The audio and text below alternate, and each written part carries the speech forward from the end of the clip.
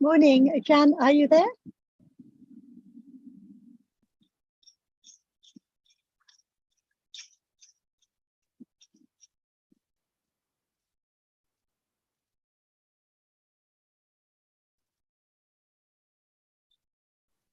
Sawadika, Jan, are you there?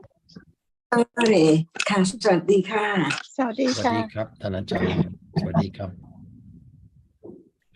Morning everybody. Morning. Morning, ma'am. Hi. Hello, Jonathan. Okay, Leanne, go ahead with your question, and then if you have to go, we understand.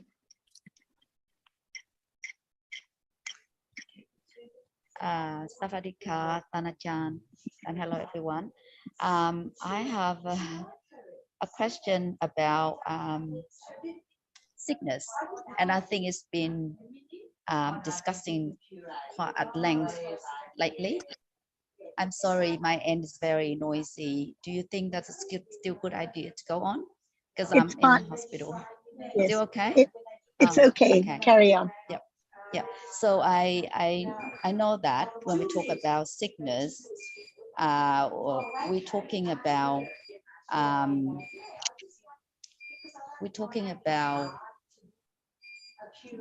bodily unpleasant or painful bodily experience, but and also followed by suddenly I can't focus. I think I have to leave my question because like I said, I'm in hospital and the environment is quite I can't focus. I think I'll let somebody else ask question first, Sarah. I'll just make a couple of comments. So when we talk about sickness, so basically, yes. I know we're talking about Dhamma, but I feel like there's something else as well to do with, when we're talking about sickness. It seems like only we're dealing or we're concerning with Dhamma. However, there may be other factors. For example, nutriment, temperature, maybe also the cause. Or we always talk about karma, but I feel like there's other thing, maybe contributing to it. That I think that's what I'm trying to get. Yeah.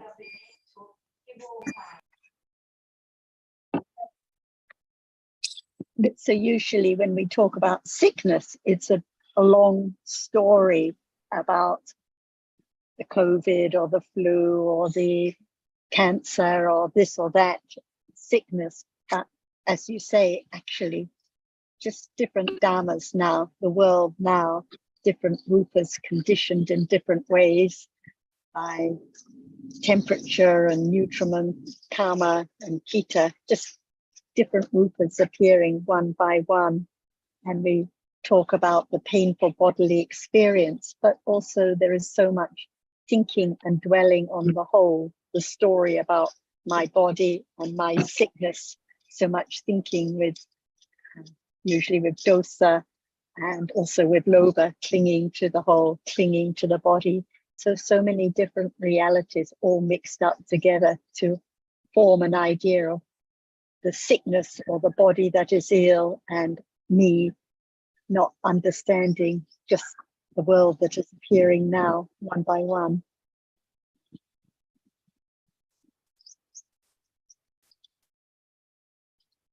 The time for understanding Dhamma is always very short, but it is very precious because it can be conditioned to have more understanding. So this life is the life to develop understanding as parami, because whatever appears now is so very, very difficult and very, very subtle. That's why just have the idea firmly that the truth is now at moment of seeing, hearing, smelling, no matter we are in hospital or on the street or anywhere, all dhammas are there, always a dhamma, but no understanding of the truth.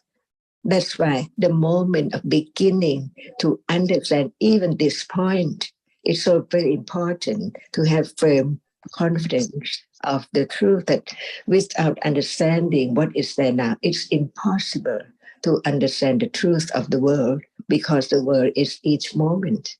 That's why no matter how much time we have or short, it depends on understanding. The most important thing is to understand that each moment is not anyone, because it's conditioned. And when the reality cannot be directly known directly, it has to have no understanding of the truth. That's why just having very confidence, very firm about this moment, no one, we don't have to say no one, because at moment of understanding that it is so true, and it's there only when it appears, just when it appears. As soon as there is other object, that object which has experienced gone instantly, unknown. That's why I remember that each moment is not permanent. Life is not permanent. Wealth is not permanent. What is not permanent appears at moment of seeing, hearing, smelling, tasting, touching. The firm confidence, the firm understanding of the truth will condition more and more understanding by conditions. Because who can stop the accumulation to be conditioned for any moment to arise? No matter it's short or long, at moment of understanding it deeply enough to understand that the truth is so very subtle. It's now arising and falling away, but it's not moment of realizing the truth yet, until there is more understanding by conditions. Even thinking, not forgetting the truth, that is conditioned for the development of understanding firmly to understand the truth of this very moment. Only that, no matter what we will hear about or are hearing about, it's all about that which is so real and it's now, even in hospital or on the street. Even 2 hours, we talk about it. It's the condition, the parami, to be able to not forget that it's just no one, because it's a reality and it appears only when it appears. When it does not appear, no more, completely, exactly, absolutely. No one can make it arise again. So life go on naturally, each moment, different Dhamma, that's all. Just to have condition not to forget about the truth. Anytime it's there to be known.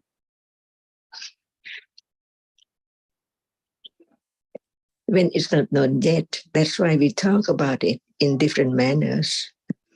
Naya, to understand it more and clear, depending on conditions.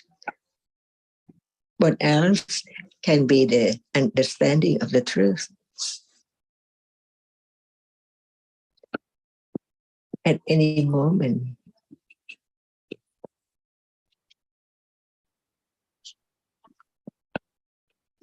So we talk about Dhamma, anything now, with more understanding.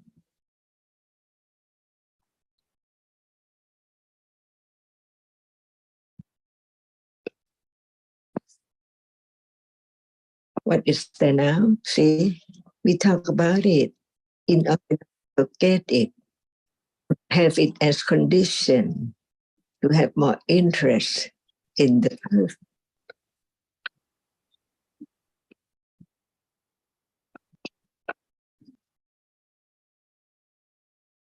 The realities now arise and fall away. Who can know that? No one there. But right understanding begin to develop the truth.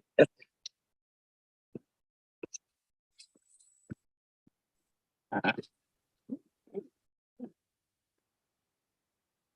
think we've just lost you, Jan. Are you still speaking? See, gone. Kundras, the voice arise, fall away.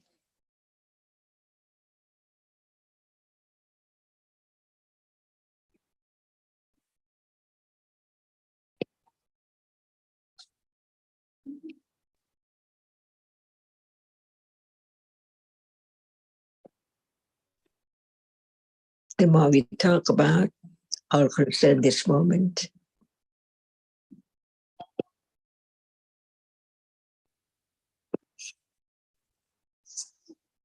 if we don't talk about, see, no thought about it, by conditions, all by conditions. So right understanding is the parami to develop on and on, to understand more, not forget that now no one at all, until reality appears to direct understanding, because has developed to the degree that it knows that no one there. So suddenly, instantly, unexpectedly, the understanding can be directly to whatever is there now. But when there's not yet condition for it, it cannot arise. So now we're talking about that it's now appearing to condition the moment of directly understand what is there now, as we have heard. It's so Excuse me a minute, Ajahn. We're losing your voice from time to time. So I don't know whether you can try moving a little bit. It keeps going silent.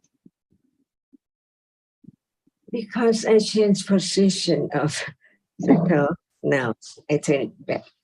Okay. Okay. So far, so good. Yes. Thank you. Parami, only parami, no one there at all.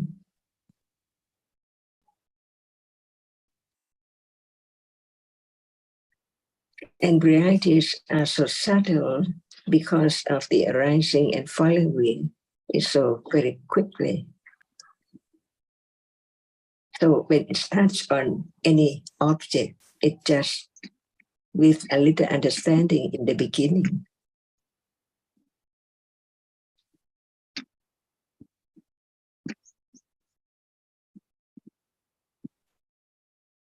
We take it illness, but what is the truth of it? 6 way is there, one at a time, seeing, touching, thinking, smelling. No rule for anything to arise, not the rule, but the conditions.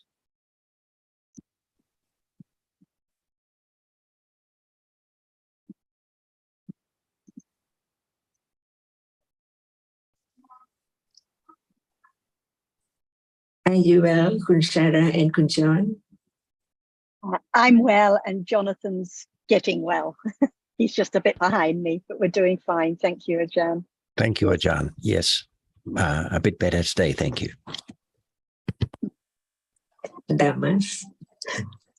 And like you say, we take it for illness, but actually it's just moments of seeing, moments of hearing, moments of thinking as usual. And we think a lot about what is the cause of this and that. But actually it's just a long story, forgetting completely about what appears at this moment. In truth, no one there, no body there, no illness there. And it helps a lot when there is a little understanding. Just let go of the burden of this whole, this being, this body, this illness.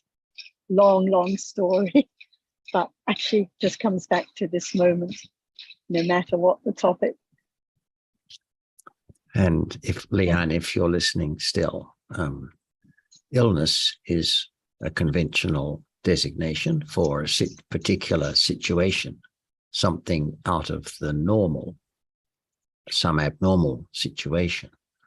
But that abnormality can be anything in terms of the symptoms, or there may be no symptoms, in fact. So it's a term that can mean any number of things, even conventionally. And when it comes to realities, of course, we always say that the realities are the same regardless of the situation. And that's true for illness also. But as Sarah just mentioned, with illness, there are conditions for a lot of thinking about different things. How come, why, what to do, how long will it last, this sort of thing. And so there are questions because of our accumulated tendencies, we would like to know the answers to, but we don't know the answers to them. But fortunately, we do appreciate that the most important thing is an understanding of what is appearing at the present moment. Not that that will help the illness at all, because the conditions for curing illness do not include having a better understanding of realities. The two are quite different things.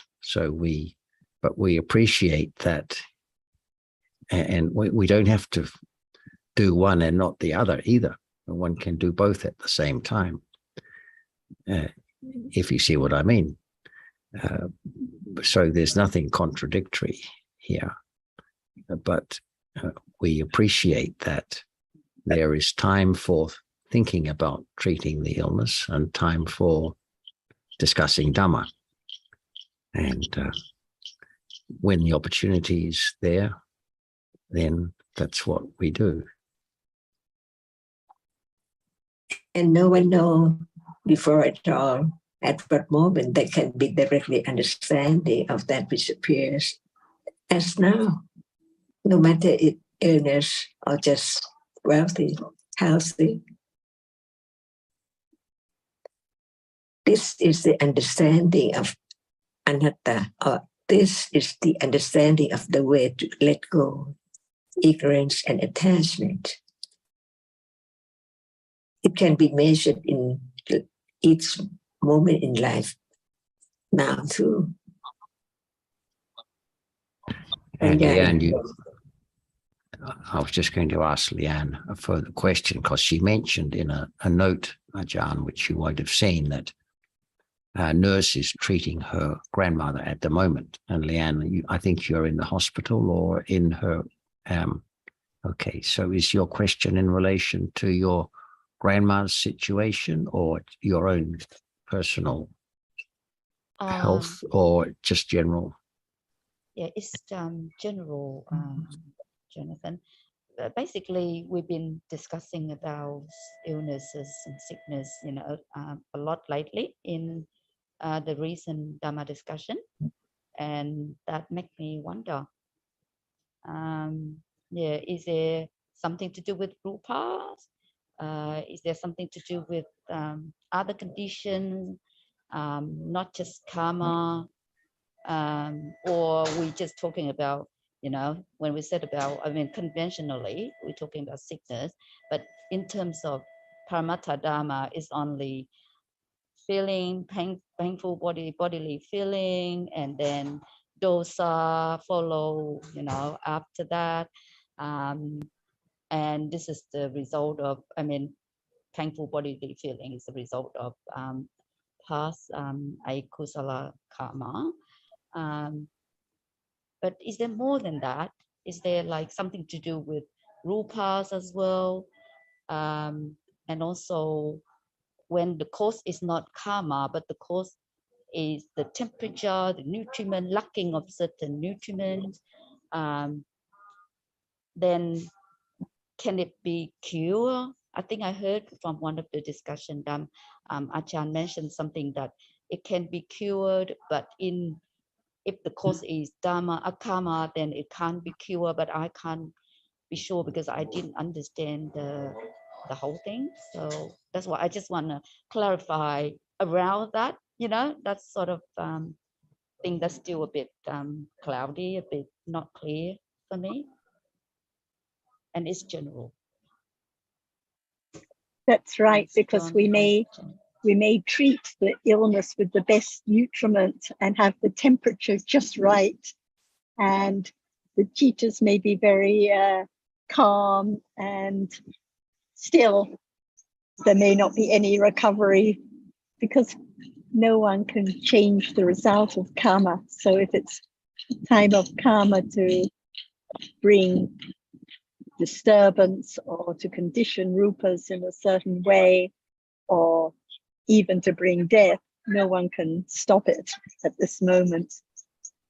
So many conditions that affect the nature of rupas now within the body, and who knows what conditions there are for those rupas from moment to moment. So it's not just nutriment and temperature. Sorry, Ajahn? Are you ill now? Everyone. Could you say again, Ajahn? Are you Ill. ill? Are you ill now? Sick with ignorance. Sick with ignorance and attachment most of the time. Yeah. And what is the best medicine? Understanding, for sure. Yes. The disease of ignorance, of attachment, of thinking about this and that, non-stop hoping and wishing. And who's the best doctor? And what is the best medicine? See? The Buddha is the best doctor, and the only medicine is the understanding, the development of Satipatthana, the direct understanding of the truth now. That the thinking and the worry and the clinging and the idea of I, these are all the different sicknesses. Taking it for my body that's sick or my body that's healthy, something there all the time. So everyone is interested in the sickness of the body and the rupas, but the sickness of the mind is the real serious sickness that needs a cure. And sometimes the sickness does not appear because no symptom yet. Like now, who knows? Everyone is sick of ignorance. In life, in samsara. And when the doctor gives the medicine and take it, it can cure all kinds of disease because Buddha is the best doctor. Treat every sickness. So when there is understanding, it doesn't hurt at all, no matter in what ways, no matter it's thinking, feeling, doing.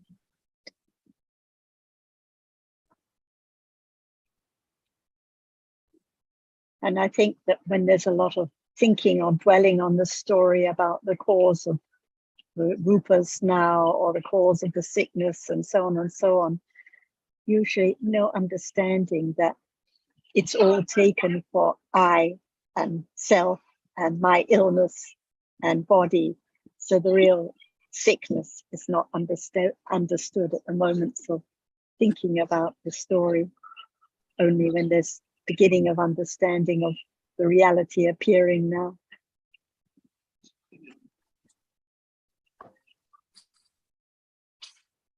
That's doctor also sick.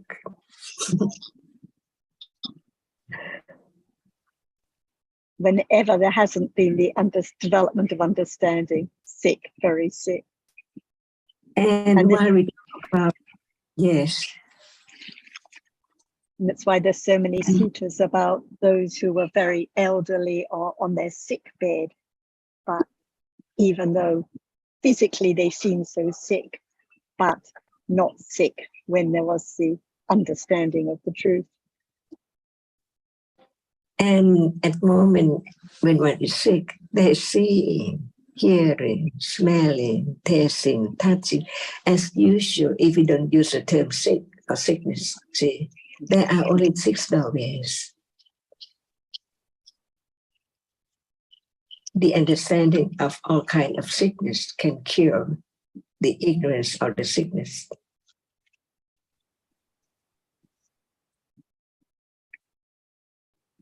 It depends on panya, that has developed to the degree that it can understand whatever is there as just a reality.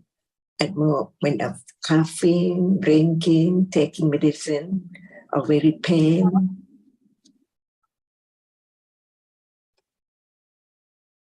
And I think it depends on the interest. It depends whether there is the interest to really understand the truth of what sickness is and for understanding to develop. Because if there's no interest to hear and consider and understanding, there will always be the idea of my sickness, my sick body, and I. So there has to be the kusala chanda with the understanding to, and also the khanti that we've talked about so much. There has to be the patience, a lot of patience to develop understanding that they are just dhammas, no one here or there at all, no matter the circumstances. And chanta is also iddhipada, see? Yes. When this moment of understanding at the degree of it is aware of a reality and begin to understand it without chantitipa, how can it finish or end up?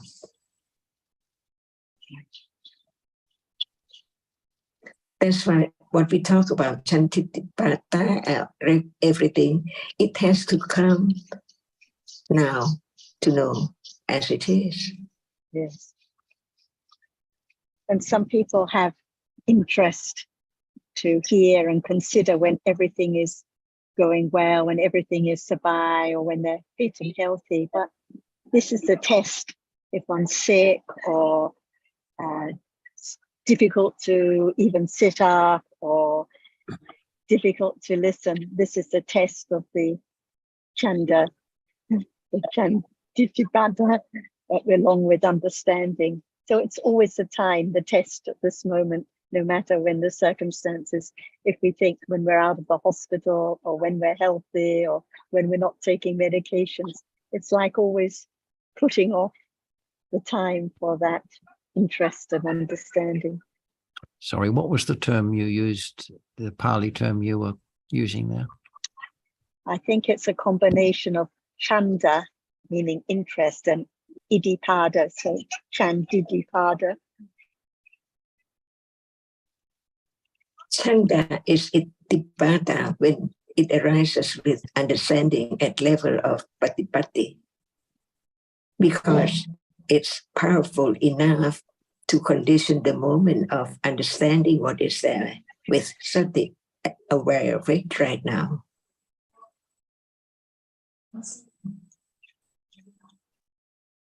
So from chanta in daily life, chanta to hear the teachings, chanta to be and to understanding the truth, it's developed into the degree to be chantitipada at moment of developing right understanding at level of satipatthana.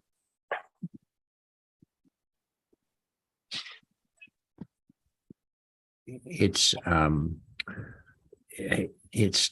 surprising to think or to appreciate that the chanda is the dominant factor in that situation. One would think the sati and panya were more prominent.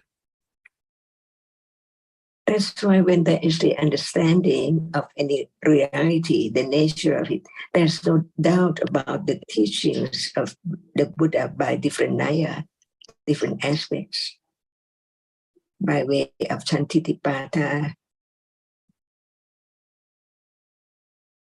or ordinary akusala chanda, because chanda arises with many cittas. Or how many cittas do not have chanda? See, 20, right? Or 18 ahetuka, no root with it, and also ignorance, moha. Two moha chittas. So there's chanda at any moment. It's not known until it's the interest to understand the truth. And study carefully with chanda. not to have wrong understanding of the truth, because it can be wrongly understood very easily. Like the meditation center, see, to develop, to patipati, but no understanding. How can there be the teachings of the Buddha?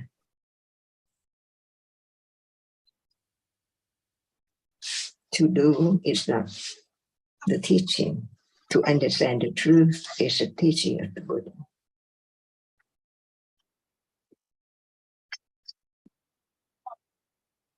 It's very precious to understand each moment as it is, which hasn't been studied before.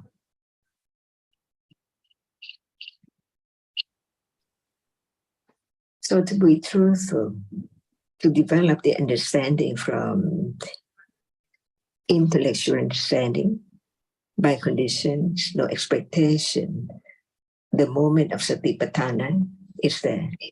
And how much understanding is by conditions too.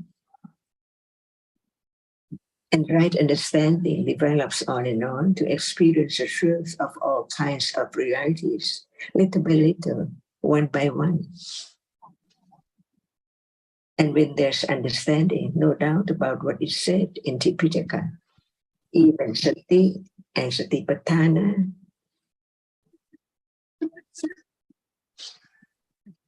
satindriya, satipala, and so on.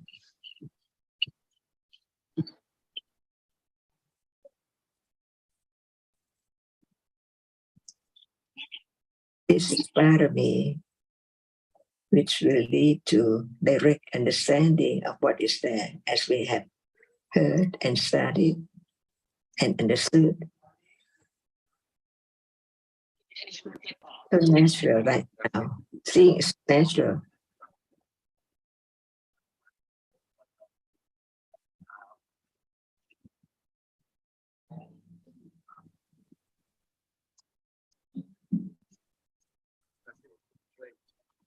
Just on one more word on the Naya, which you were mentioning about different aspects.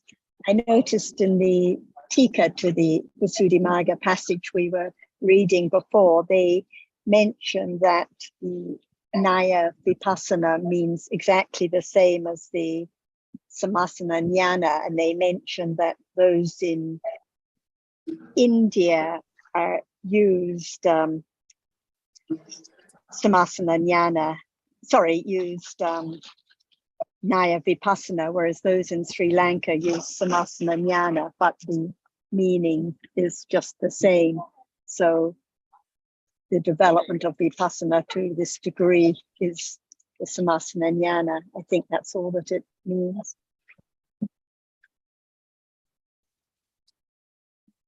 Can we say Naya of Dhatu, Naya of Ayatana? Yes. Naya Naya of Khanda. Yes. Naya of Vipassana, Naya of Samasana Jnana, Naya of any reality. And one other. Could you elaborate more about the meaning of Naya? Because between Naya as equal Samanana Jnana in Vipassana and the Naya of Ayatana of Dhatu, I'm not clear yet about the meaning. Thank you. If you don't mind about the word Naya, right understanding at level of the first jhana, Nama, Rupa, Paricetta jhana, we'll talk about that. But when we talk about Samasana jhana, it's different. Even Chanda is different. Everything, because of the clearness of understanding the truth. How can it lost? It's there, but it doesn't show up at that very degree. But the understanding of what has been experienced is there, applying by conditions only, because there are so many conditions for akusala to arise. That's why parami is so very important, because it depends on condition, not by will or by wish, to have such moment to be Samasnayana or Paccayaparikkahayana or whatever yana is there. Right understanding is so very truthful to the truth. That's why even it's so very, very weak Vipassana, but it's different. So when we talk about the Naya of the arising and falling way by way of Samasnayana and by way of Utthiyapayana, they are different by degrees. But the same moment, the same reality arising and falling away, but by different yana, different naya of the truth. So naya is just the explanation of the difference of reality in different ways or aspects.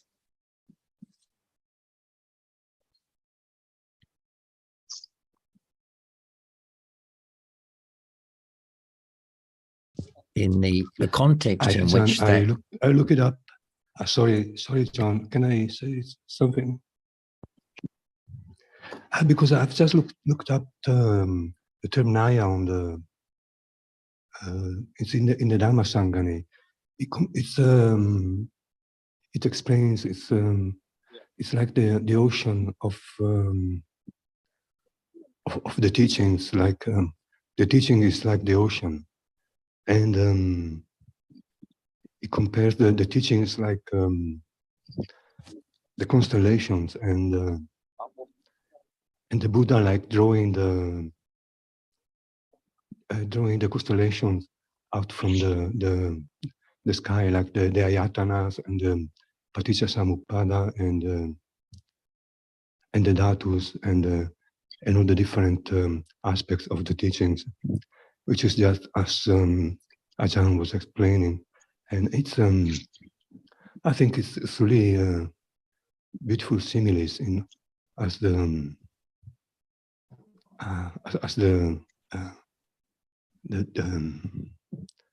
simile of the constellations which the Buddha saw in the and was able to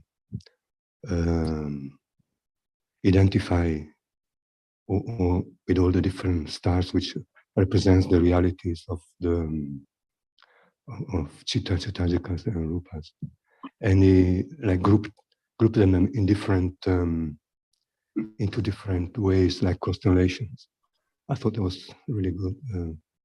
It's in the Atta Salini at the beginning, explaining the four oceans, and one of the four oceans is the Naya Sagara. Yeah, that's I just wanted to say this. I can post it on DSG, the passage I'm referring to. Yeah. Oh, thanks, Alberto. That's good to know. And I appreciate that Naya does have that meaning. Of course, its meaning will depend on context.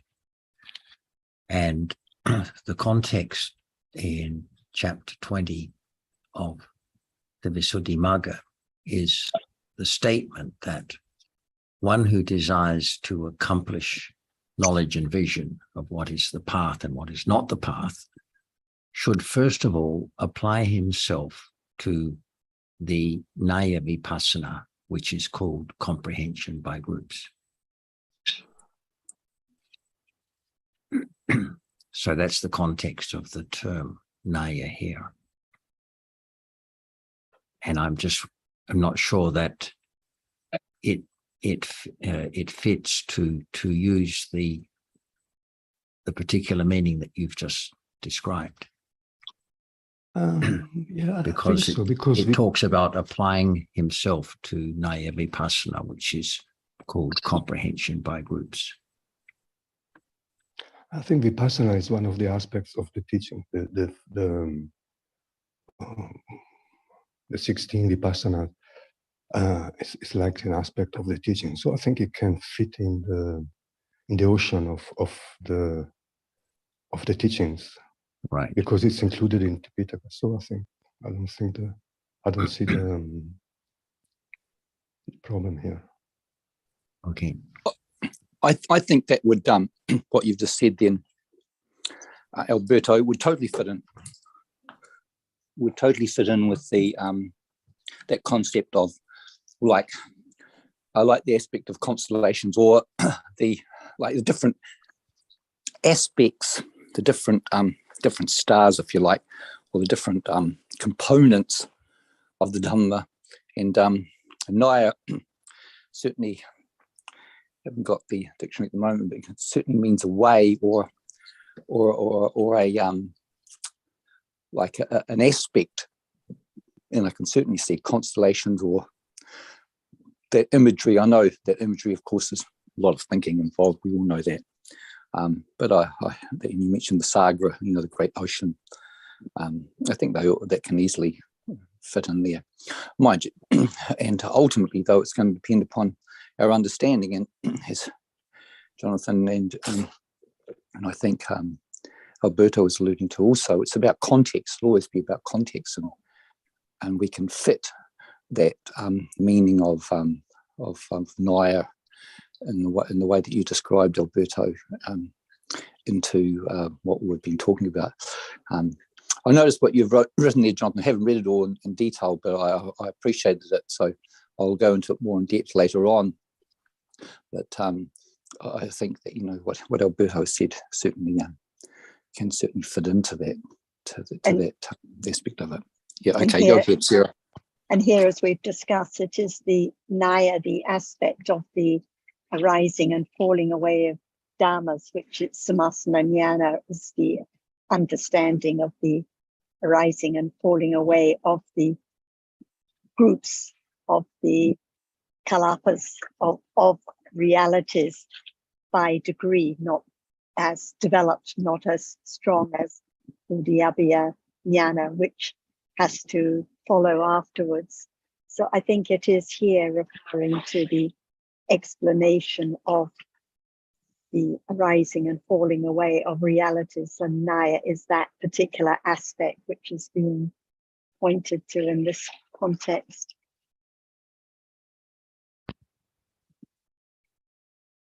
Yes, and it's a good simile, about the one in the Atasalani. I think you could describe reading it before, but I've forgotten about it. Yes, I think you could describe it. I think you could describe it, Alberto, seriously, another constellation of Dhamma. You can constellate the Dhamma in all sorts of ways, and this is yet another way. Well, it's not clear to me why the term would be applied here, instead of just saying should apply himself to vipassana, or to the vipassana known as understanding by groups. But in any event, I think one has to read the text of the section to understand what is being talked about, because that particular term, Naya Vipassana, doesn't appear again, as far as I recall, in the rest of the section dealing with comprehension by groups. So one needs to look at what that's all about in the text, and then perhaps go back to Naya Vipassana and consider what meaning should be given to that expression in that context. Right, it's just used here in the context of samasana jnana, I think.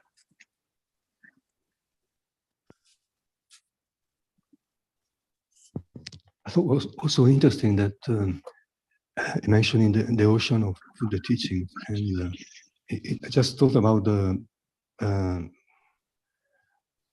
because of being so vast, so unmeasurable, the teachings of the Buddha, and he says that Dr. Salini says that says that, and I was thinking about also when it's the teachings. The Buddha says that what he said is like just a few leaves in his hand compared the all leaves in the forest. So it just gives you an idea of the knowledge, of the understanding of the omniscience of the Buddha, because the ocean of his teachings are just like the few leaves in his hand compared to the leaves in the forest, which he knew. I think it's so amazing. I mean, unthinkable to. Anyway, just thought I'd share this thought as well.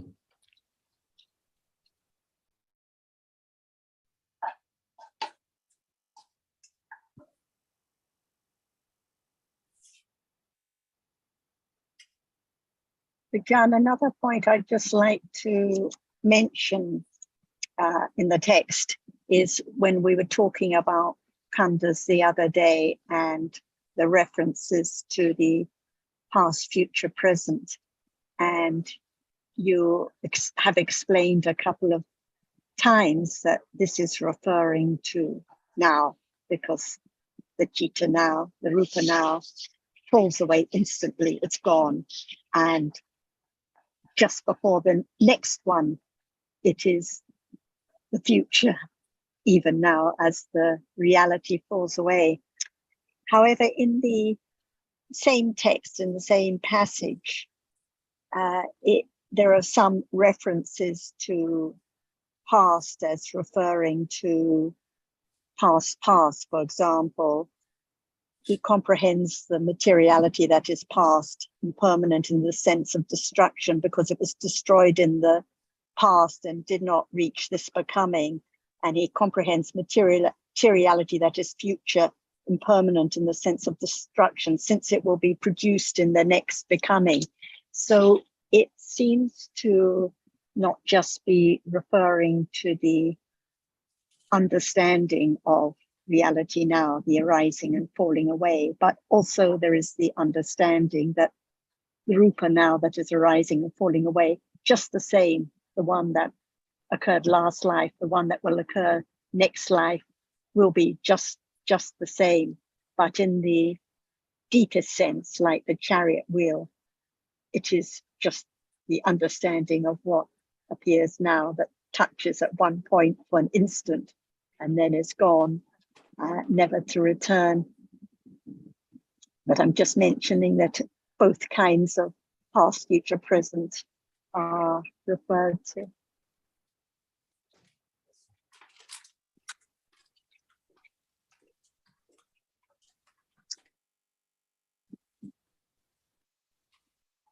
Are you still there, John? Yes. Okay. Yes. So whatever we read actually comes back to this moment, but with the understanding now, there is the understanding that that's how it has to have been before, that's how it will be in future, because the nature of rupa is always that which arises and falls away at each moment, and the same with citta, the same with any reality. And John, I remember some long time ago, you explained to me, and I hope I've got this right, that the Arahat who becomes fully enlightened, of course he or she doesn't experience every single moment of consciousness and know it as. Excuse me, Jonathan. Yes. Is that true that one that experience only one object? Is it true? I believe that's the case, as I understand. That's the case. It's just one object. Is it true? As I understand it, yes. No, it's true. Seeing cannot be the word or the sound. Correct. At that very moment, it arises just to see. Yes. And experiencing can experience only one object at a time. At moment of understanding this, no doubt about present and past and future, no matter now or years ago, or last year or just last moment.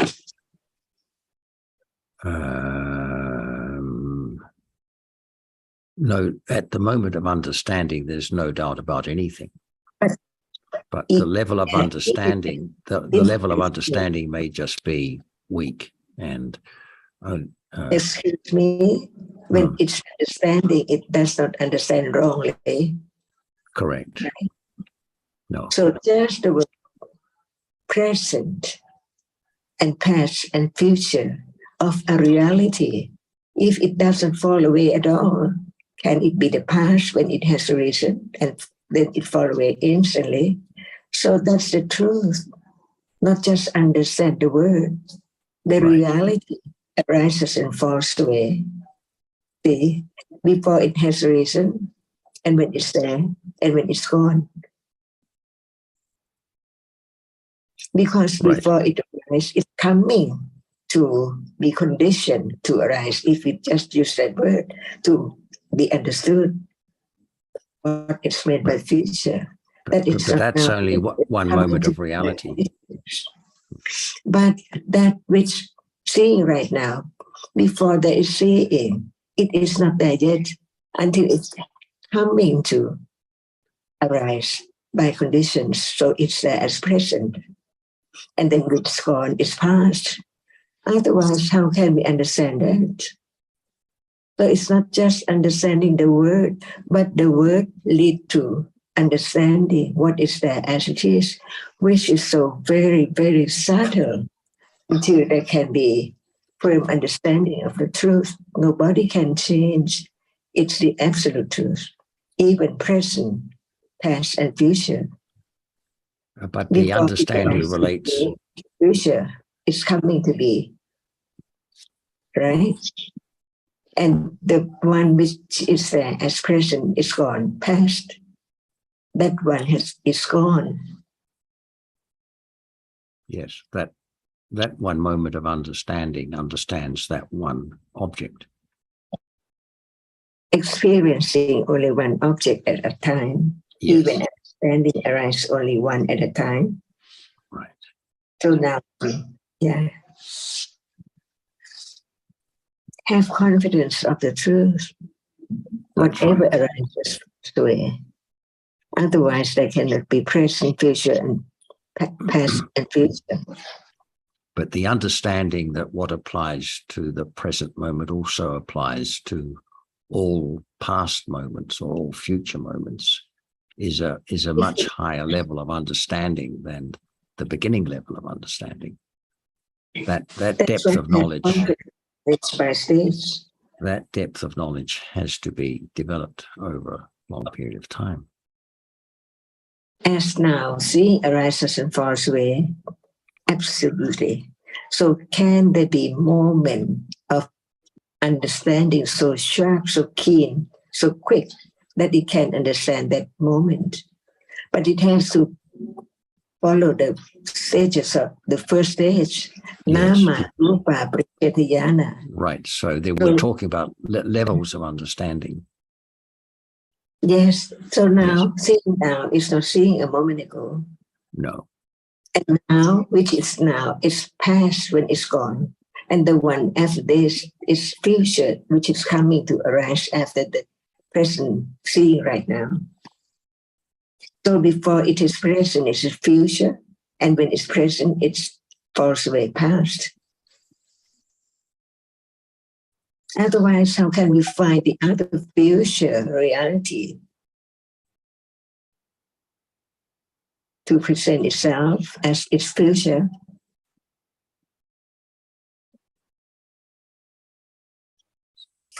That's why when it's not directly experienced at level of samatha nayana, it's impossible to think or imagine that even right now, Panya begins from hearing, considering, from understanding, and it let go of clinging, no expectation, because it's beyond expectation to understand the arising and falling away now. By nimitta, this is how subtle reality is. Each one arising, falling away. So very fast that it cannot be noticed or aware of its truth until right understanding begins to understand the different characteristic of whatever now, that they are not the same. Little by little, parami, no way to experience it directly if there's not enough parami.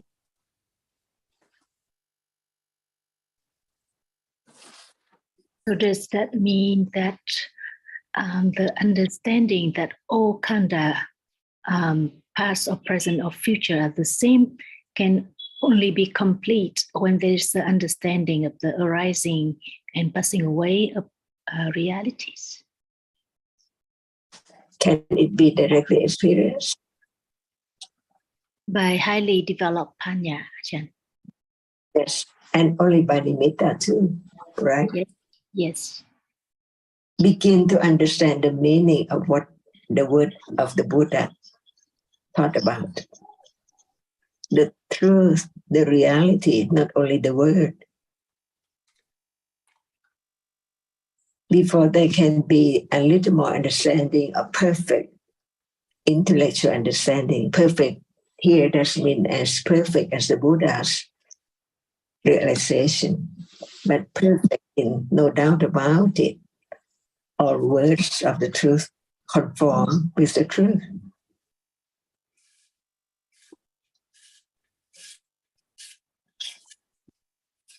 For example, past now, see?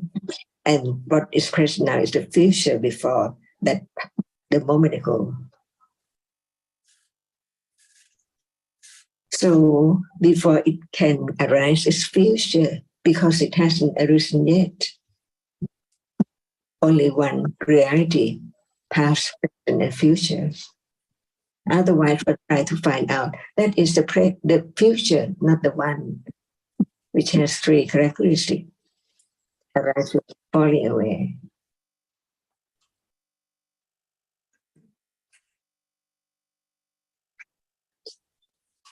And if we think a lot, what about understanding just whatever now arises falls away?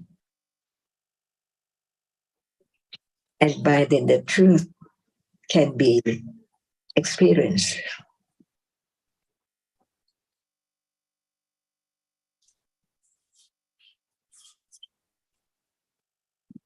So sometimes we learn about the word, not about reality. It doesn't fit. But when we understand the meaning of the word and the truth of reality right now, it conforms. Reality, Yes, there is a reality, no one. Yes, I think it's very interesting. It just, it's the same reality, but the understanding can be deeper and deeper. And this is the Naya, the aspect with the development of understanding that is realized. But as you've said before, if there's no understanding of even the basics, the understanding now, what is seen, what is heard now, the distinction between the seeing now and what is seen, then whatever is read, or it will all be mixed up and confused, no understanding. So the understanding has to develop both intellectually and directly.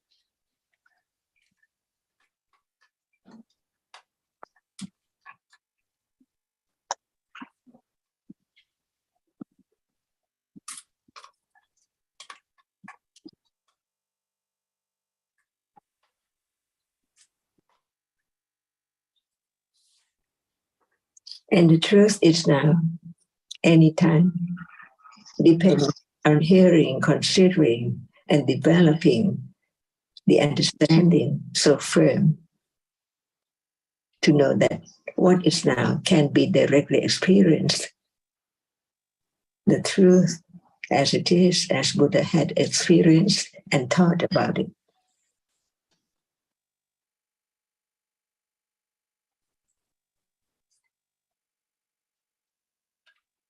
All Dhammas are so very, very certain. Even the characteristic which experiences an object right now is not. That's why I see, I hear, I think all the time. But without that which arises to experience what is said from birth on and on and on, different ones, how can there be life of this moment or any moment?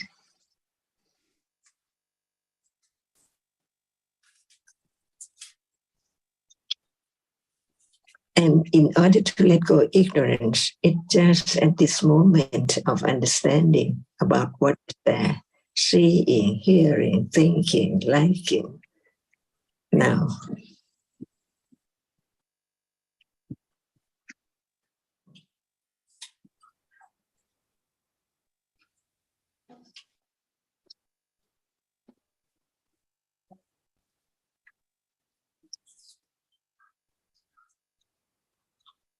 John, a different topic. I mentioned it to Hung before. She said she thought it would be interesting too.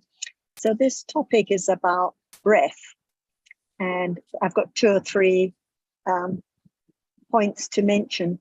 But anyway, when we know that breath, the reality is conditioned by chitta only, and we know that it's not at all what appears or what we think of breath, because every chitta in life, apart from at moments of seeing, hearing, smelling, tasting, and touching, conditions breath.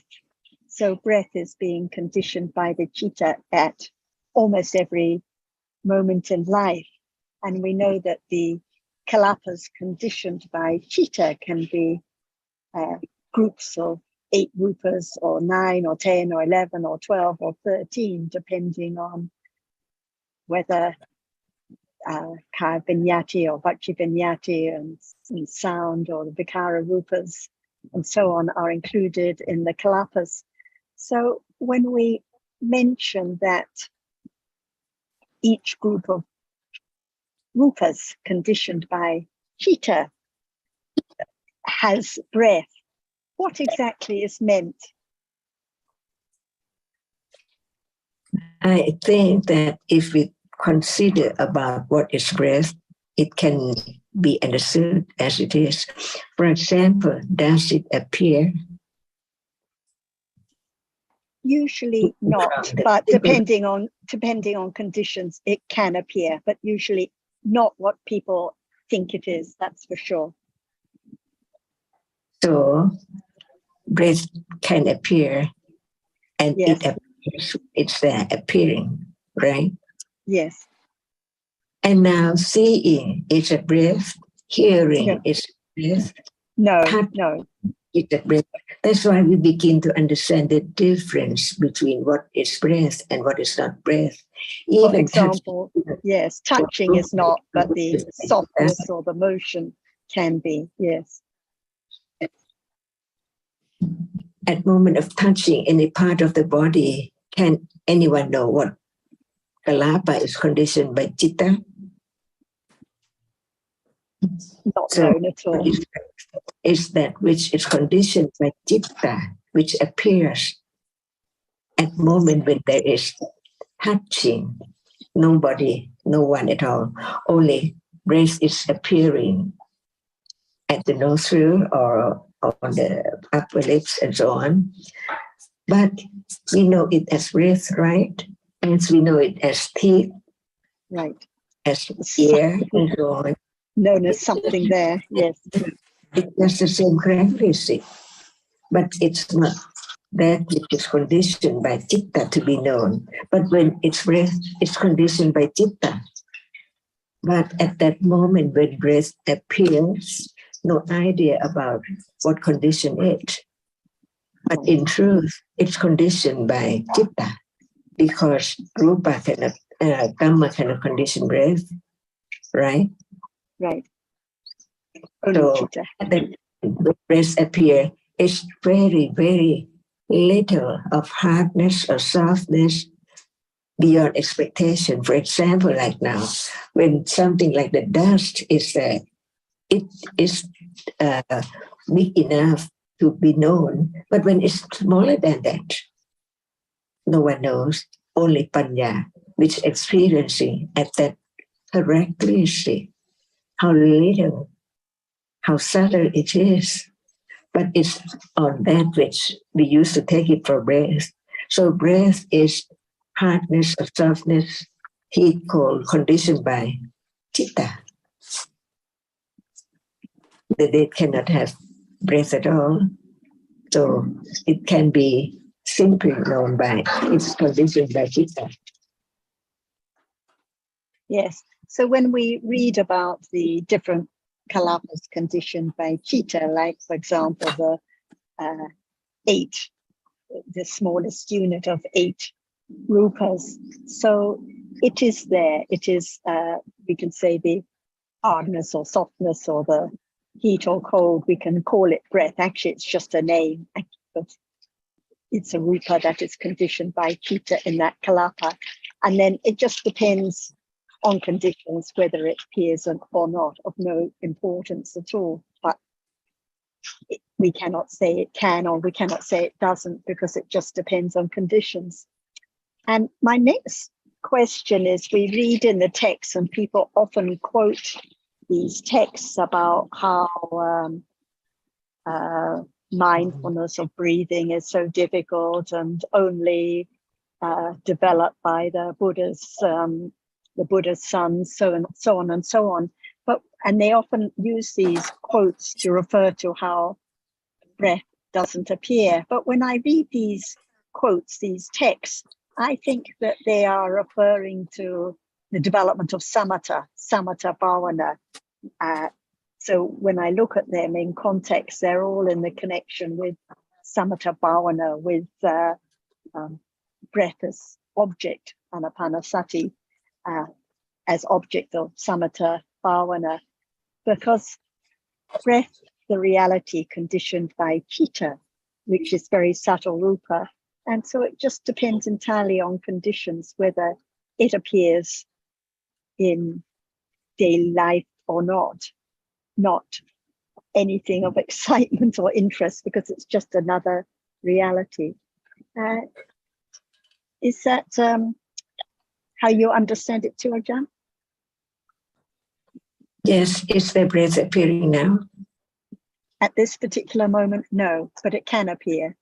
But if it appears just like any other softness or hardness, yes. Yeah, it can, but does it appear? And this is the answer. Yes. Just depends on conditions entirely, and right. Different from how people think that it is. Yeah. Yes, beyond expectations. And when it appears, what about that moment? Frightened is not the object of me, or what? Sorry, what is not? Clingy is there, instantly. Yes. And ignorance, I have doubt about it. And sometimes it's frightened how it happened, because I cannot be like such people in the old days, or the one who experienced with the degree of jhana and so on. That is true, because there is the ignorance and doubt about everything. The panya only can see, no matter its what, its condition, no me, not for me or anyone at all. It's time for that to appear.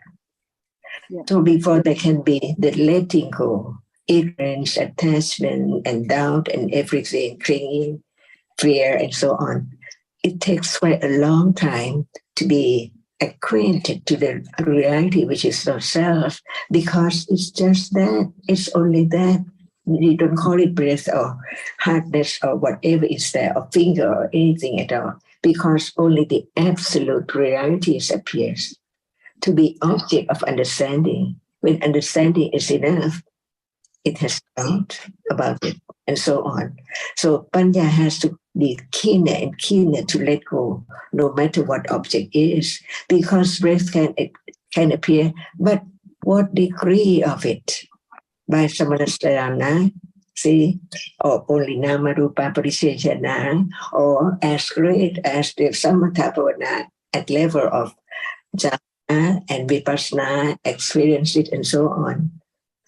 Many naya of just reality. I think the main point is that whatever is experienced, no matter breath or ordinary hardness or clinging or understanding or jhana, actually, whatever it is, it's just a Dhamma, and it falls away instantly, and it's of no significance whatsoever. And without this understanding firm and firmer. There's always clinging or expecting or wishing or this or that. So actually, whatever appears doesn't matter at all, because it's just Dharma, not my breath or body or anything that's important at all. Whatever we find important is not important at all. And that is the understanding of the path, the Ariya Satya, the fourth one. It's so subtle. Even now, it is conditioned for anything to be experienced by Vipassana Jnana when time comes. Who knows, Sariputta and so on. It's so natural, it's covered up, how it is working now. A moment, reality, Citta and Cittasika, are now performing its task or its function unknowingly, because no understanding of anyone as no self. That's why we begin to understand about the Nama and the Citta and the Cittasika and the Rupa, just to confidence, just to have right understanding, firmer and firmer, to be Parami, Satya Parami, Atidana Parami, Virya Parami, Kanti Parami, Nekama Parami. Otherwise, how can there be the moment of the regular experience of truth, the absolute truth, no one there at all? Because when a reality appears, no one there at all.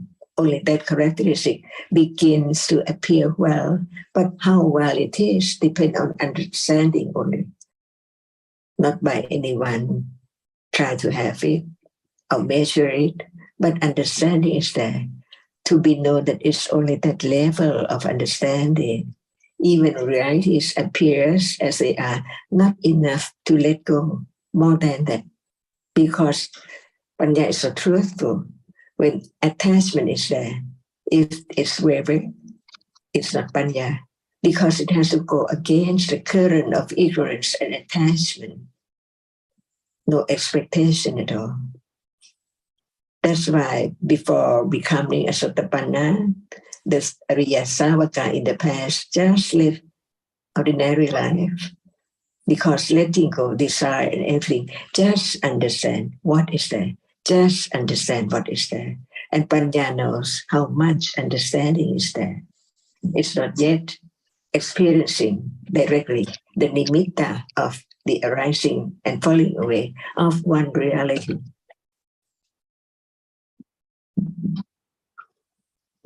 And it's also the way to not take whatever is experienced so seriously at all, because of not taking oneself so seriously, or one's sickness or one's body or whatever one finds important in life, because whatever appears is just conditioned Dharma.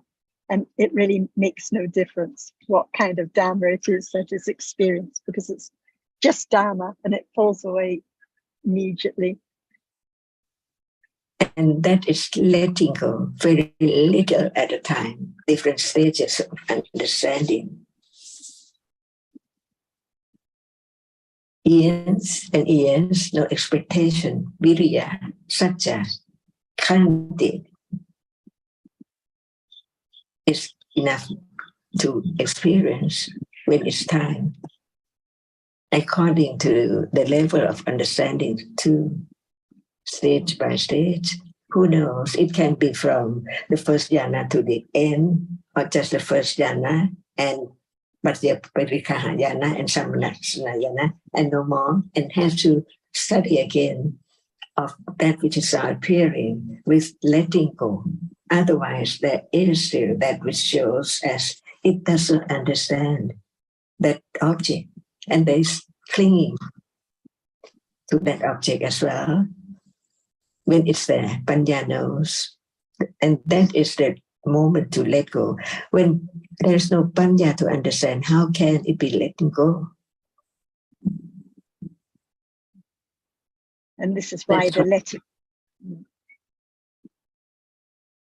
and this is why the letting go brings with it the good cheer and joyfulness, because it is less not taking so seriously and letting go the burden of clinging to oneself was so important. a little at a time. And understand the value of right understanding, the best among all conditioned realities.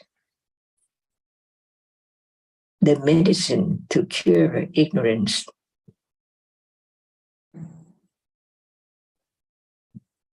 And ignorance is so much dangerous rather than anything at all, because the disease, the sickness can be cured. But what about the ignorance of what is there now? Even when we heard about what is seen is there just as that which is seen, and the reality which is not that which is seen. Even so, it depends on the development by itself, little by little, firmly, until reality appears well only to Panya of that very level, stage by stage, expectedly all the way. Otherwise, Lopa is the hinder again and again.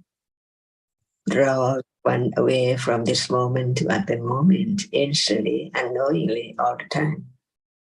By conditions, that's why we listen again about the truth of what is there now.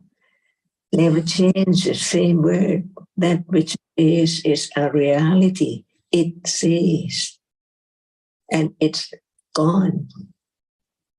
And it cannot arise again. In samsara, we live in the world of anicca, dukkha, and anatta. Unknowingly, when we don't think about it, talk about it, learn about it, it's there more and more and more, layers and layers, layer of seeing, ignorance, layer of hearing, and so on.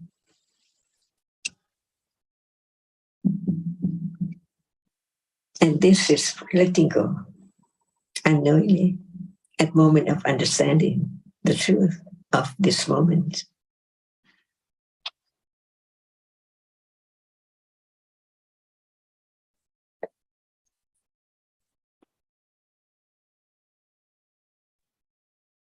Achan, a moment ago you spoke about ignorance, and I've been looking at the Paticca Samuppada, and the first step is Avijja Pachaya Sankhara, and those sankharas are the jetanas.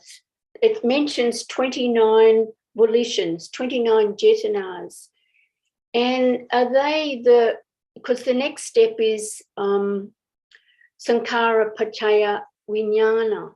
So are those 29 volitions the cause of the Patisantijita, or do they have more causes, results? What is there now? The reality which experiences now and the reality which experiences at moment of birth, is it different? It experiences, but different by conditions. Right, because in Paticca Samuppada, they're not, those conditions that are mentioned are the main ones. Like I'll go back to ignorance, because I've been thinking that if, ignorance seems to be the basis of it all. If there's no ignorance, and that's the aim of developing understanding, is to eradicate ignorance. But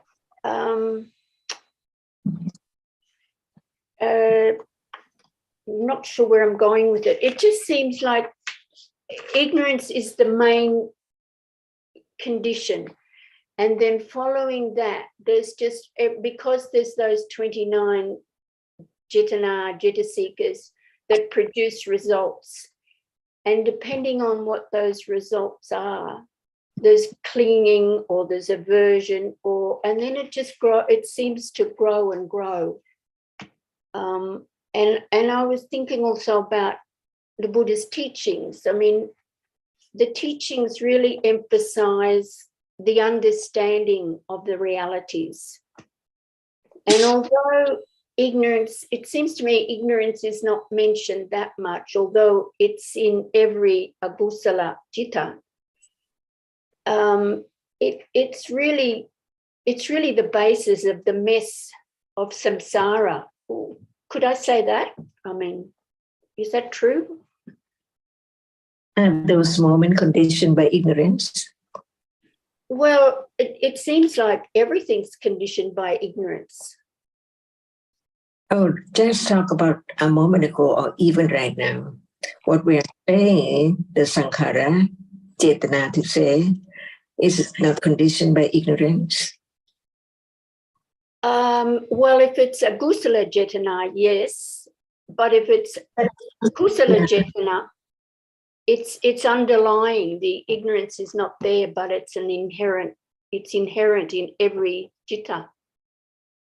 But the core of life to begin is to be cetana, has to be cetana, the intention to condition an action or deed, which is kusala kamma pattha, to be able to condition moment of birth, right?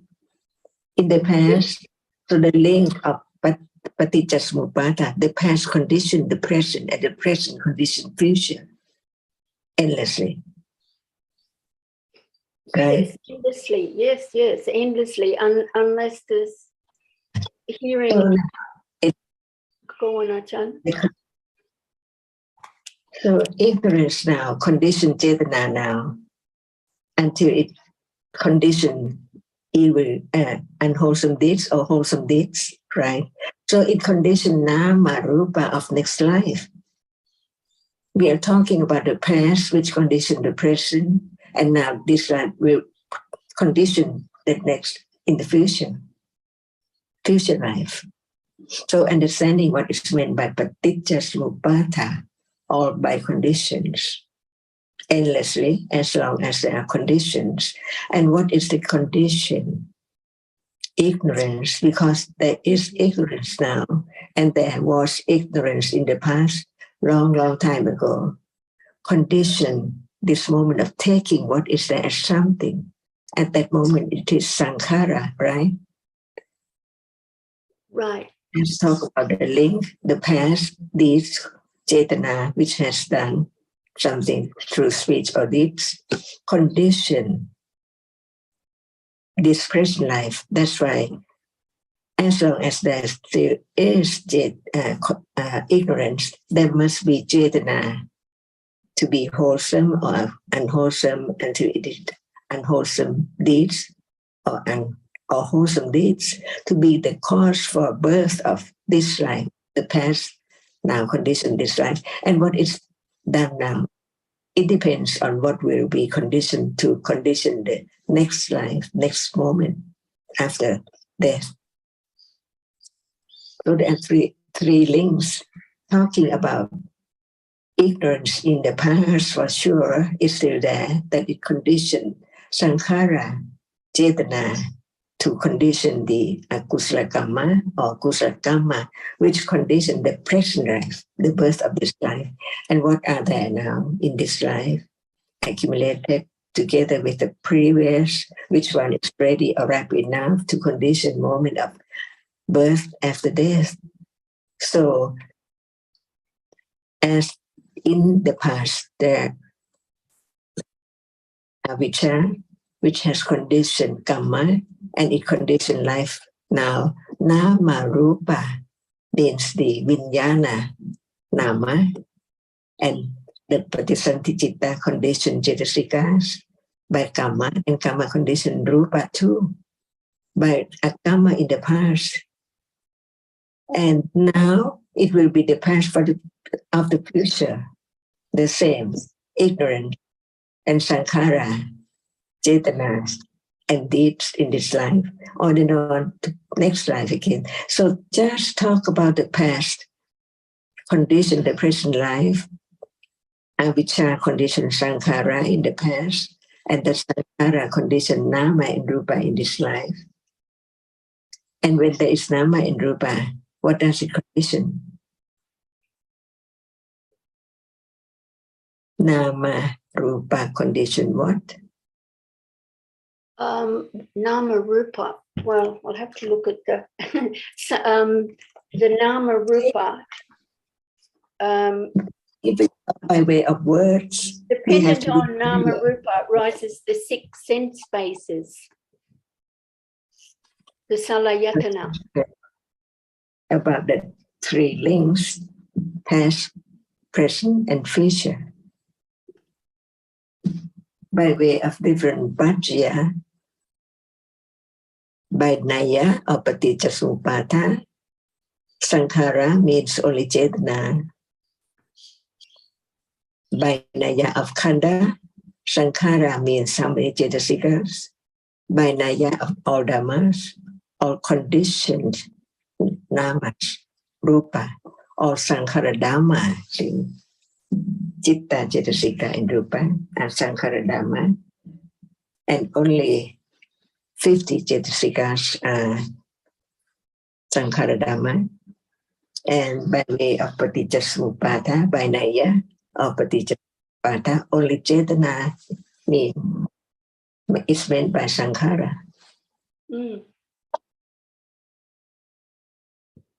Right. So that first one, the first ignorance conditioning sankhara, it just means those cetana, cetasikas. But sankhara has kind of 2 meanings. Like sankhara, as you just mentioned, sankhara can also be those 50 cetasikas that are not vetana or sanya. All dhammas means all conditioned nama, sankhara dhamma, citta, cetasika, and rupa. And sankhara khanda, 50 cetasikas. And sankhara, which condition the nama and rupa, is cetana only. Okay. Okay. So in this case, Azita, the cetana is referring to the cetana, which is karma that brings results later by way of birth and other results. And that's why you have the 29 sankhara, because it's referring to the 8 punya karma, the karma vachra, and the rupa punya karma, the rupa citas, and then the apunya, the akusala karma, the 12 akusala karma, and then the anenja, the arupa karma that can bring results. So in this case, it's specifically referring to the cetana, which is karma that brings results in future. Bringing results in future, but not just patisanti jitta, other jittas. Patisanti and other vipaka jittas. Okay. And rupas conditioned by karma, like when you mentioned the salayatana, the sense spaces are all conditioned by karma. And right. ayatana, at the moment of seeing, there is the sense space and the visible object experienced. So it's referring to the rupas that were conditioned by karma at birth, the 3 kalapas, the 3 groups of rupas conditioned by karma at the first moment of life, the heart-based group, the body sense group, and the sense group. And then this is a condition, the nama rupa conditioned at birth is conditioned for other groups of rupas to be conditioned later, such as the other sense spaces and so on. And the coming together of the various ayatanas as a result. Right. I'm just having thoughts, ignorance being the river, and suddenly it just opens up into this ocean of how it creates so much else, so much. So Yeah. Okay. Yeah, that's helped a lot. And leading to the passa of all different objects and the clinging and so on. Yeah. Yeah. So without a bija, no life, no clinging, no kusala, akusala karma. And this is why the Buddha's teachings impress so much or emphasize so much the development of understanding what the realities are, the conditioned realities are, to eventually eradicate ignorance. And to see what the real cause of all illness really is. Yeah. Without the Buddha's teaching, we'd have no idea that the real cause of all kinds of ignorance, all kinds of illness is avijja. Right. So I was thinking about this yesterday as I was on this lovely, beautiful bushwalk. And then I thought, well, if like with the Four Noble Truths, the second one is clinging. And I was thinking, well, why isn't it ignorance instead of clinging? But that's, go on. Without ignorance, no clinging. So okay. they're both causes. Yeah. The ignorance is implied there. Okay. That's, yep. Thank you. That's really helped. Thank you. Just like in Paticca Samuppada, with ignorance, there is clinging too. So partners in crime. Yeah, great. Thank you. Thank you, Achan. Thank you, Sarah.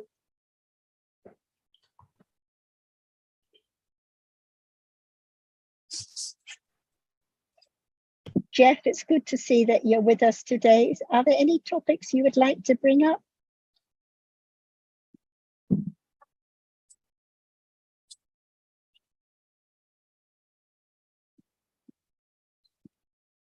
Oh, he has no mic. Okay, glad to know that you're listening anyway. Hang, anything you'd like to bring up today?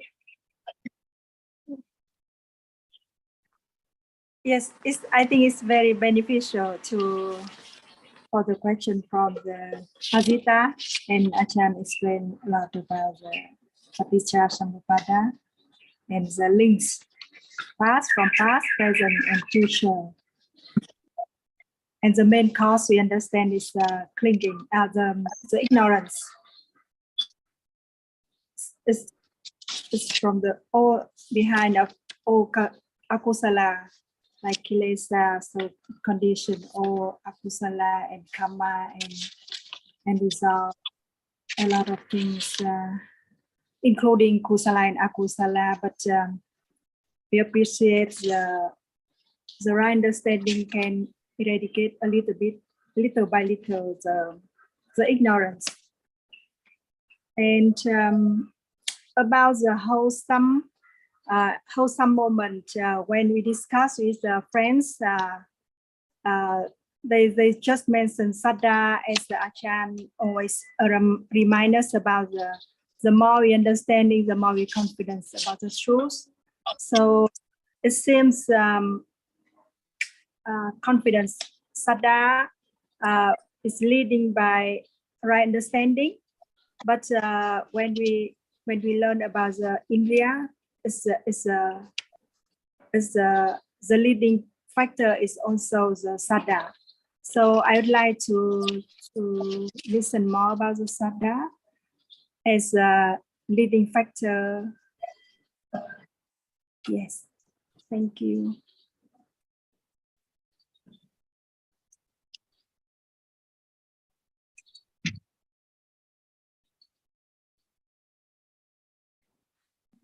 Achan, are you there? Yes, it's a Saddha now.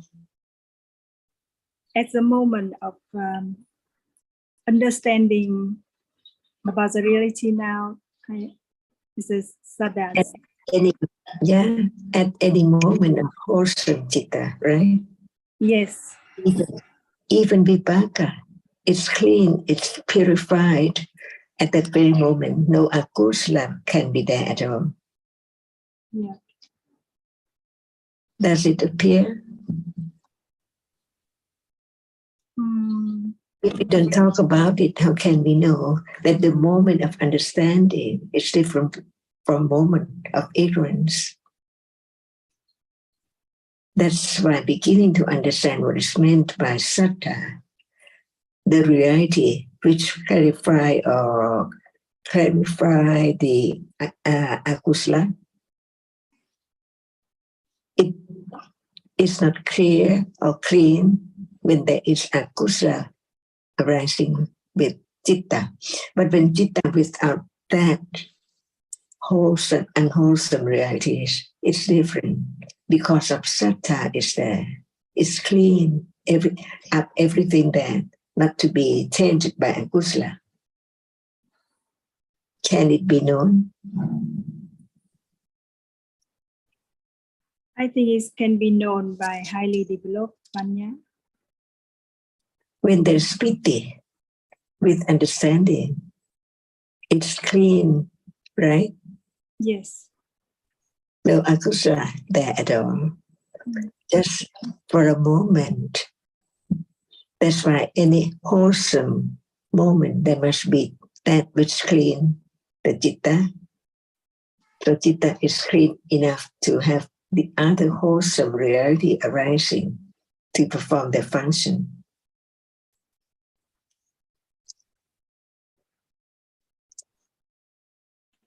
Is it not clean at that moment? The akusala reality can arise. But when it's clean, how can the akusala cetasika arise with it?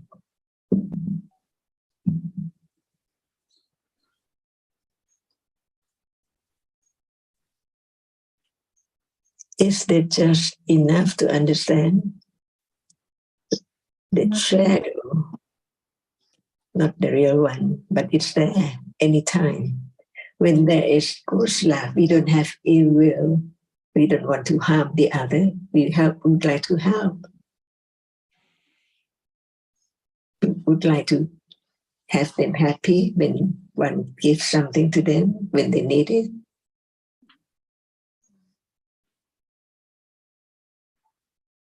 And it's pleasant too at that moment. It cannot be unpleasant moment, but pleasant by way of whether there is feeling, pleasant feeling with it, or it's there because it doesn't have any disturbance by akusala reality.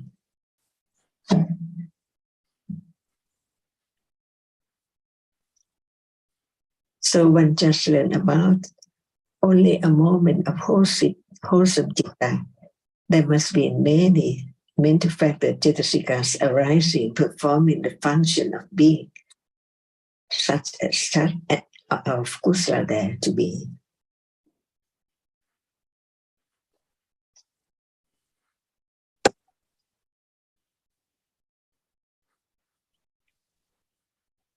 Does it arise with sati? Yes, of course. Without sati, it's no wholesomeness. Satipatthana? Not Does yet. it arise satipatthana? Yes, of course.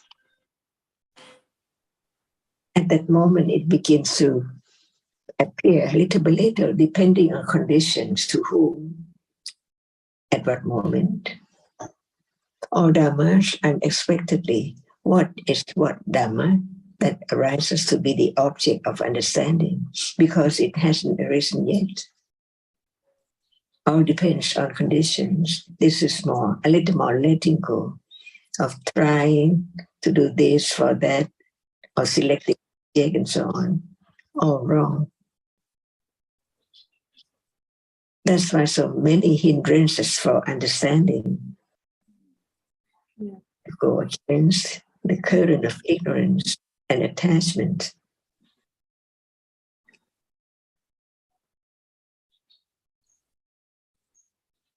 For example, if there is a little understanding of all realities as no self, can one be disturbed by the idea of wanting to know what is there, depending on conditions. But when there is right understanding, it's there to be known, no matter what wholesome reality or unwholesome reality.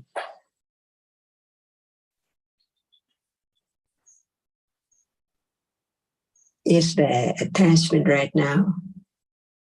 Can we select it to be object of understanding? Impossible, depending on conditions. Hardness can appear by unexpected way, and right understanding, understand that it's that which should be understood, the truth. Otherwise, there cannot be any understanding of its nature as it's there, arising and falling away, as other thing which arises and fall away.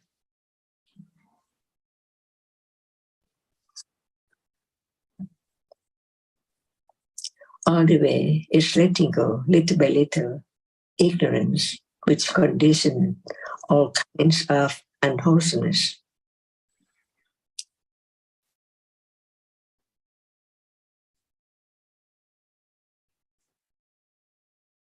Is the doubt to arise times to time by conditions. But Panya can understand it at the very moment when it's there as just a reality.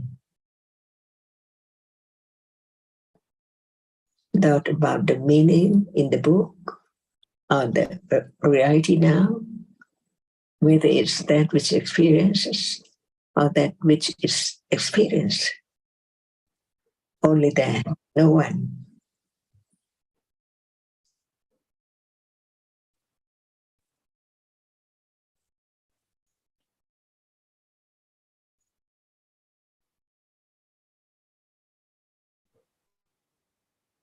Back to Hang's point and question about confidence.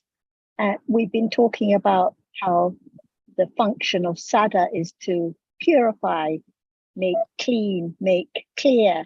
So the no akusala is arising at those moments. So can we say that when it performs the function of purifying, there is more confidence showing up, manifesting, because less and less akusala, less and less ignorance and wrong view that disturbs the citta at this moment, for example, when hearing about dhammas as anatta.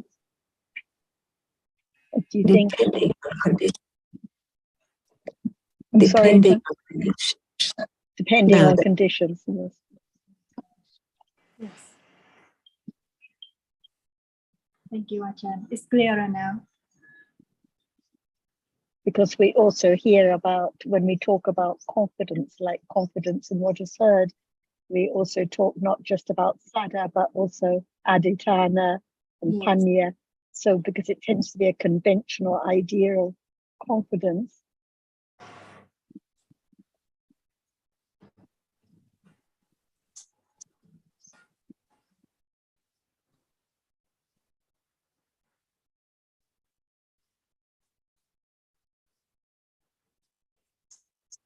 For example,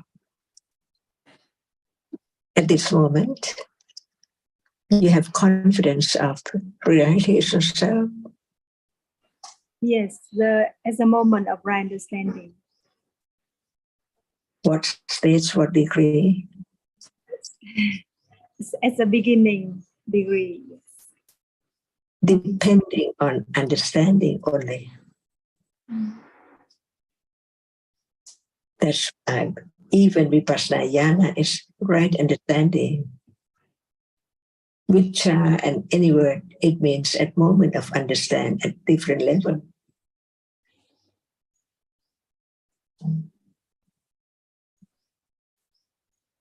As long as the object does not appear as it is, can there be the moment of having confidence of the truth of arising and falling away, not permanent at all?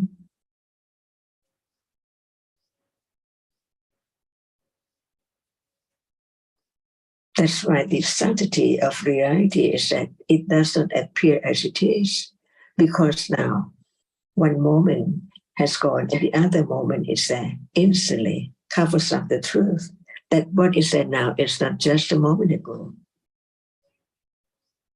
And the truth can be experienced by way of nimitta, even no matter what level. For example, thinking of seeing right now to be known as it's just the reality which experiences. There is awareness for sure, but what is the object? The nimitta of an object begin to be object of sati and panya to develop, to understand truth. And so many realities only once in samsara. So it depends on that very moment whether there can be condition for understanding directly of only one object at a time. Otherwise, it doesn't appear clear, impossible. And at moment of beginning to understand just one object, so short, but it's that not just only thinking about it, but the moment of being aware of the characteristic which is there to be known, develop little by little, because there must be a reality appearing to be known as it is. When there is right understanding about it enough to directly aware and understand it, only that characteristic by way of metta of that object. So imagine when we use the way by way of nimitta, what about just one moment?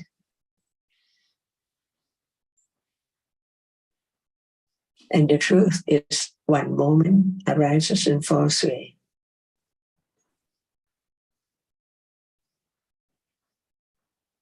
So one is blinded to the truth years and years ago and more, when there's no understanding of the truth of this moment at all.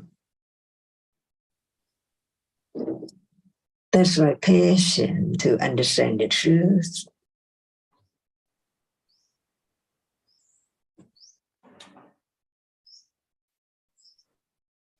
So now listening to the truth is patient too.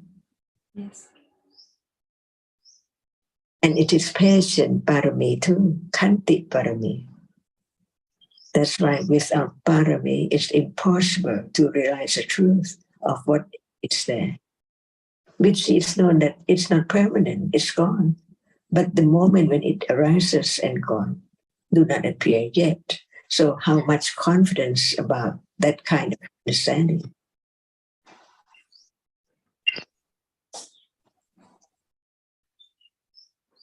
And that's why, Hang, however much confidence people might think they have in the Buddha or his teachings, it can never be, the sada can never be Indriya as long as realities are not appearing directly to Panya.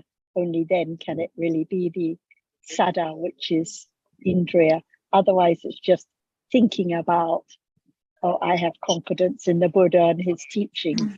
But it's not the, if it's not the understanding of reality appears now, it's not real sada that has developed to be Indriya.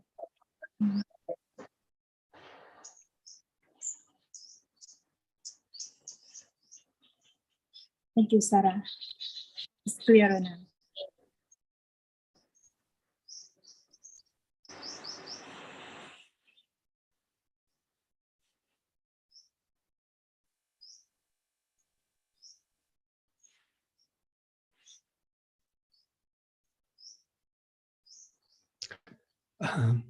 The difference between the confidence confidence in the teaching and the confidence in the reality now, it's not only a difference in words, it's a difference in between, like a difference between pariyatti and patipatti. It's quite different, as Sarah was saying.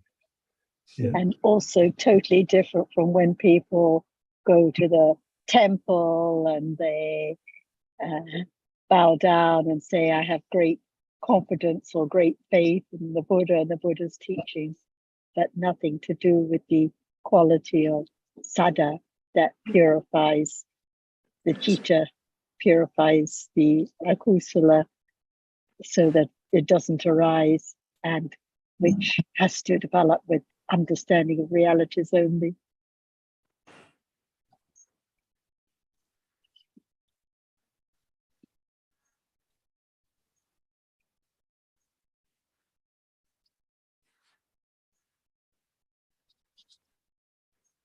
So when we use the term balancing, see, sattva and panya, it means that because of understanding there, sattva is at that level.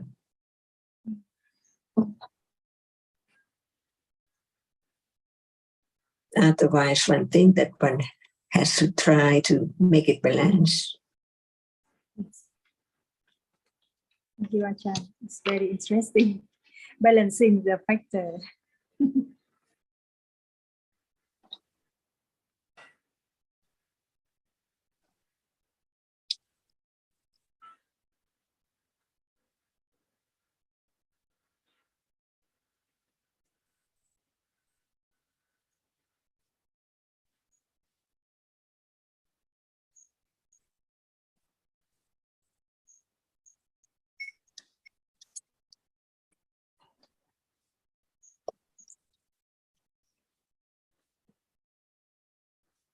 And at the moment of not understanding the truth, sattva and panya is not balanced.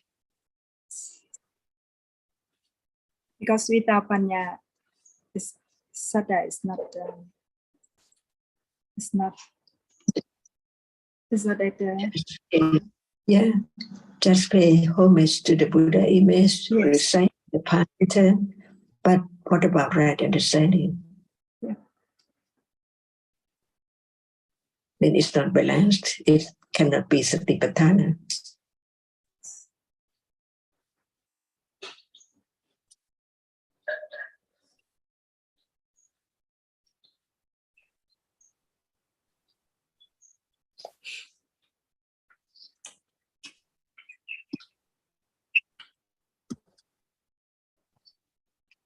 I think that it's time now, right?